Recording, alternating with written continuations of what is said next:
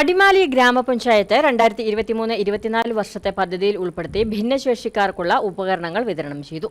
അടിമാലി ഗ്രാമപഞ്ചായത്ത് പ്രസിഡന്റ് സൗമ്യ അനിൽ ഉപകരണങ്ങളുടെ വിതരണോദ്ഘാടനം നിർവഹിച്ചു.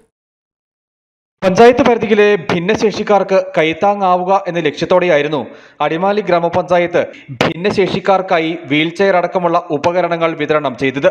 5 ലക്ഷത്തോളം രൂപയായിരുന്നു ഇതിനായി വകയിരുത്തിയിരുന്നത്. അടിമാലി ഗ്രാമപഞ്ചായത്ത് പ്രസിഡന്റ് സൗമ്യ അനിൽ ഉപകരണങ്ങളുടെ വിതരണ ഉദ്ഘാടനം നിർവഹിച്ചു. ഭിന്നശേഷിക്കാർക്കായിട്ട് 9 ലക്ഷത്തോളം രൂപ നമ്മൾ അവർക്ക് ക്യാമ്പ് നടത്തുന്നതിനും അവർക്ക് വേണ്ടതായ ഉപകരണങ്ങൾ നൽകുന്നതിനും മാറ്റിവെച്ചിരുന്നു.